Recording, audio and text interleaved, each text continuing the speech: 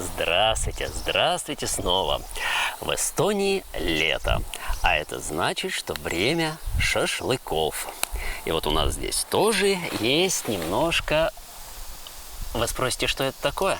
Нет, это не шашлыки. Это свиные хвосты. Это нетрадиционное эстонское лакомство, но нынче времена сложные. Мы очень возмущаемся акцизами на газ и на электричество, что разоряет нас. Бензина не заправить, пива не купить, когда нам не хватает денег на посить. Эстонец вымирает, но кое-как живет, квартиру покупает, детей не заведет. Народ не понимает эту всю херню. Акцизы загоняют глубоко в нищету. Зачем? Политики умнее большинства людей. Они добра желают нации своей.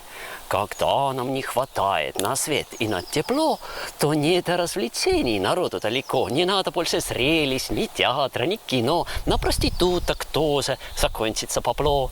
Мужья опять вернутся к женам заодно. Без водки и бензина сегодня трудно жить, без газа на халяву дом не протопить.